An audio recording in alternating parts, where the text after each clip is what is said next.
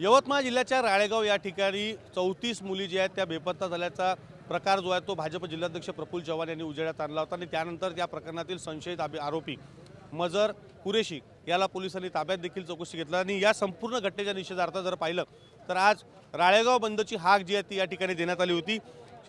आज संपूर्ण या राळेगाव बंदला राळेगावकरांनी मोठा प्रतिसाद जो दिल्याचं पाहायला मिळत आहे। या ठिकाणी शहरातील क्रांती चौक या क्रांती चौकामध्ये मोठ्या प्रमाणात नागरिक जे आहेत ते या ठिकाणी जमलेले आहेत आणि मोठ्या संख्येनं या संपूर्ण प्रकाराचा घटनेचा निषेध जो आहे तो या ठिकाणी नोंदवला जातोय। आंदोलनाच्या दरम्यान अनुचित प्रकार घडू नये म्हणून पोलिसांनी सुद्धा मोठा बंदोबस्त जो आहे तो या ठिकाणी तैनात जो आहे तो या ठिकाणी केलेला आहे।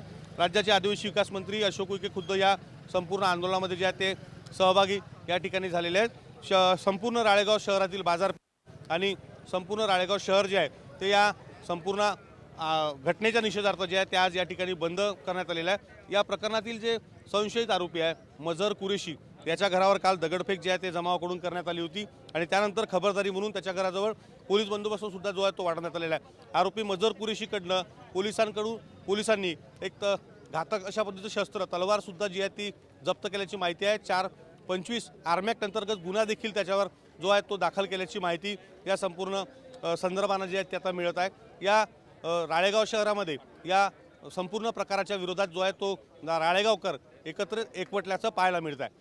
कॅमेरामन अनिकेत दहातोंडेसह विवेक गावंडे, TV9 मराठी, राळेगाव, यवतमाळ।